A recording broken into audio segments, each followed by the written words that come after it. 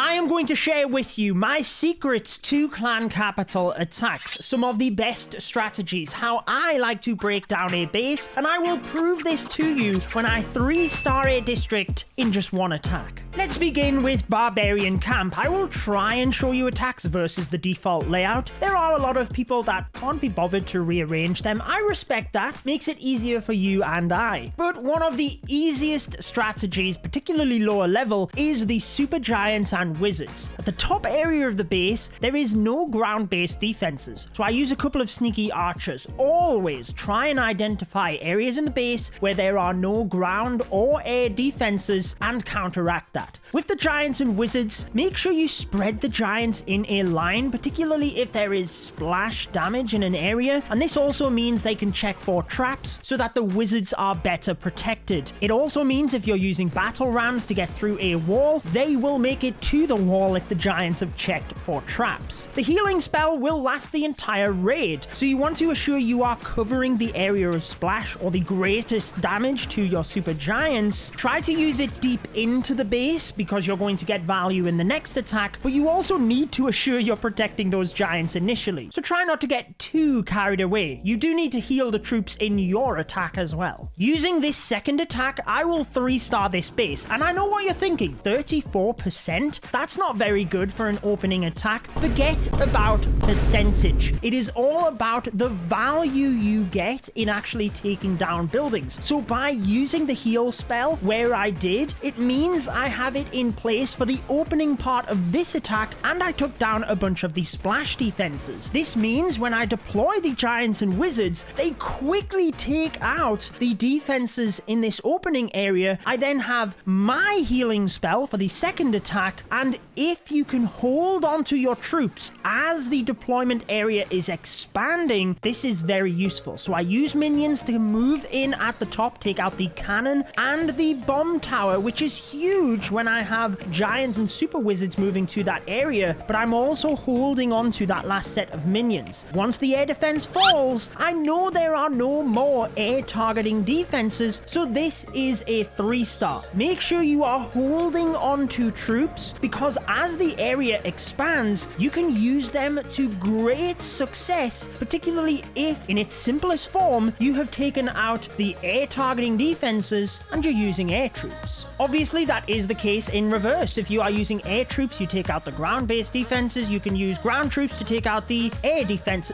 Yeah. Take advantage of it. What about if a clanmate has already attacked the base and you are left with whatever you are left with? I will beat this base with just one more attack. This is how I like to think about attacking. Notice the healing spell. It is covering the wizard tower. If I were to enter the base from the right-hand side and loop around the base that way, I wouldn't really be utilizing that healing spell. So I kind of have to attack direct into it. In doing so, I can save my healing spell for the 2 super wizard towers on the back end, and I'm also going to take troops to pick off defenses as my Giants start to tank them. By using the battle ram, I just guarantee my Super Giants going into this area, but it also means I have a couple of barbarians to tank for them as they initially enter the base. Do not feel like you have to deploy all of your troops together. I held on to one super wizard, and it meant that as the bulk of my army split to the right, I was able to adapt and send a super wizard to the left-hand side of this area. This means that you can help the troops to focus their fire where you want it, essentially onto the defenses. Notice the cannon has locked onto the Giants. Would have been able to take it down with the sneaky archers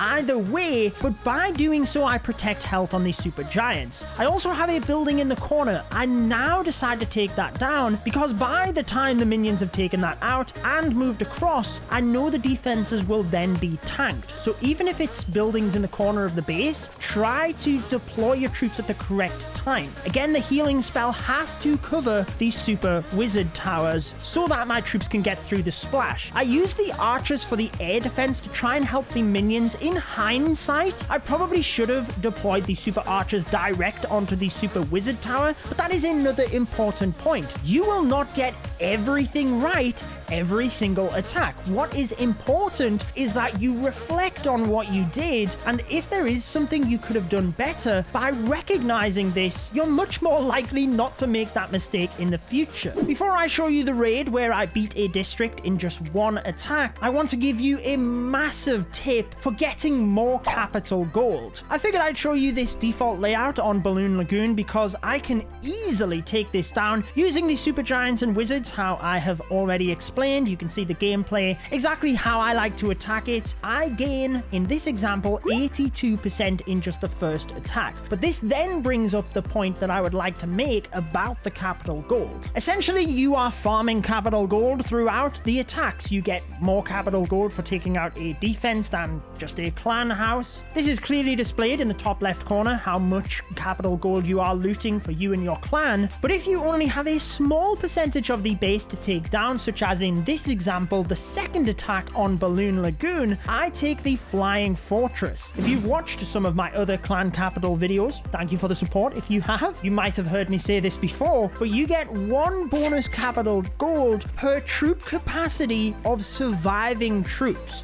whether they are deployed or not. Since I took the Flying Fortress, even if it survives with 1 HP, it counts for the entire 100 bonus capital gold. So getting down to the end of the attack, you want to spam the troops in to make sure as many of them survive as possible, but also try and use the big tanky style troops so that they have more chance of surviving and getting yourself more bonus capital gold. That is also a great strategy, by the way, using the giants and wizards or the giants and raid carts, any ground-based troops to push in, take out the air defense and any major defenses, so you can then use the Flying Fortress, rocket balloons, any of the air troops to swoop in for the second attack. Whilst I would love to take down the capital peak in one attack, that will be the next raid that I show. I do want to finalize some of the attack strategies and give you methods for taking down the capital peak. I always like to open with just archers and minions, essentially taking advantage of the weaknesses in ground and air. I feel you can do that quite easily within the clan capital. It's why I am really showcasing it in this video. It's a simple trick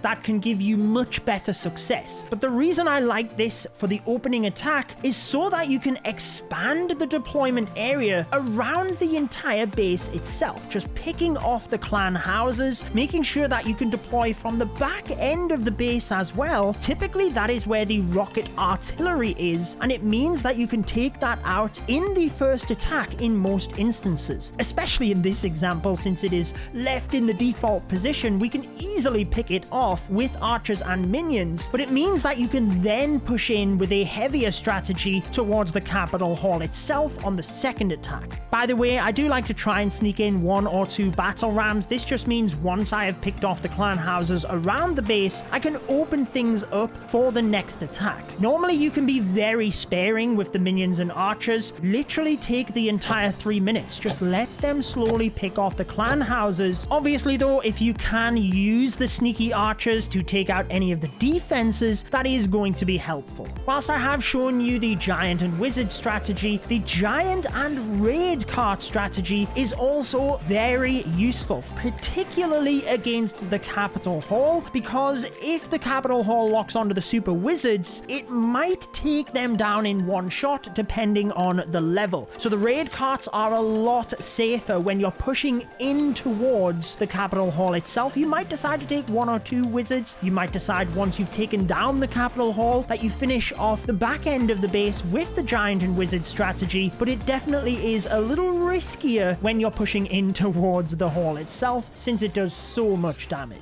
Here we go, 1 attack to 3-star A district. It is a very customized army, but that's one thing I've been trying to portray to you throughout this video, is that you have to be looking at the base and trying to take advantage of the weaknesses within it. And I have a mega tip for within this one as well, the Skelly Barrel. I feel it's underused. I personally use it to tank for the giants, which is a tank style troop, but that's how I like to use the Skelly Barrel. You will see. Now in the Builder's Workshop, you have a couple of deployment areas and there are a lot of traps, so be careful about it. Try and use your battle rams to set them off as much as possible, but essentially I like to break open the walls and then I use the giant giants inside the healing spell for this initial part, but again, I am not rushing too much. You want the troops to protect each other. So once the traps are set off down the bottom, I can use a couple of sneaky archers, wait until my giants move down towards the other area of the base where we have that secondary thickness of defenses before I then deploy more troops. As they start to tank the spear throwers, I can start deploying my other troops, in which I have one super wizard to chain through this area. I have my battle ram, minions up top because I've already taken out the air targeting defenses up there and I need to be conscious on time. But notice the skelly barrel actually spawns a lot of skeletons which will run ahead of the giants. Yes, they might go down to a trap and that is